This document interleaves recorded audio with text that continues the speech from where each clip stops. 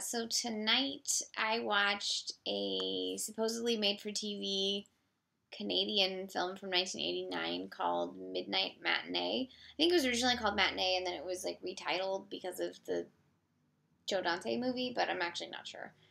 It's listed as Matinee on Netflix. And it was written and directed by Richard Martin. This is the only writing credit he has on IMDb, which I think there's a reason for that. But apparently he also directed 9 episodes of Highlander, which I love Highlander, and Air Bud Golden Receiver, the original Air Bud.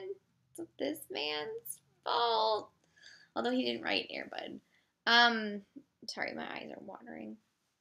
I actually finished watching this movie like an hour ago, and I didn't want to make a video about it because it made me so tired that I was like, oh, I'll go to sleep.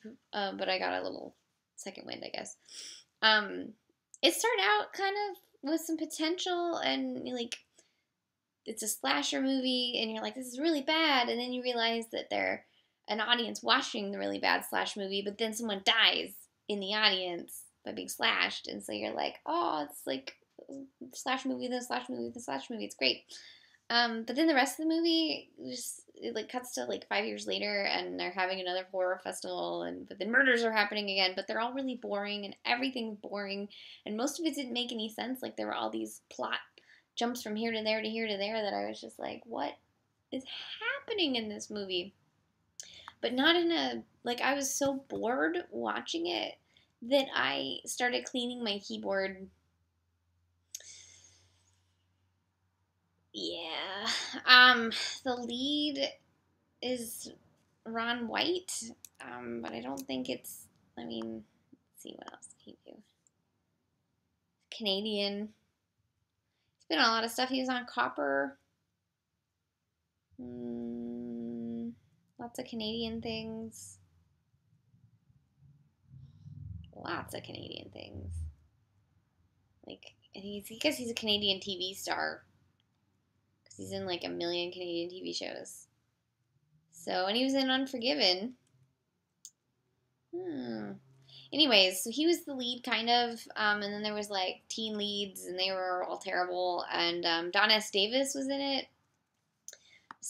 Twin Peaks / Stargate fans will rejoice, and William B. Davis, the from the X-Files, but sadly, it just wasn't a very good movie. It was just really boring, and then the ending was like super depressing, and so you're just like, oh. So you ended on a really low, shitty note, and I feel like it had potential if someone had come in and taken this guy's idea and like who knew about story structure or something and made it a better film. I don't know. It's on Netflix. It's like 90 minutes. Watch it if you're a William B. Davis and or Don S. Davis super fan, or you're Canadian and you love all the Canadian TV shows that Ron White has started, and you're like, oh, I want to see his, or those, Bear Bud fans out there.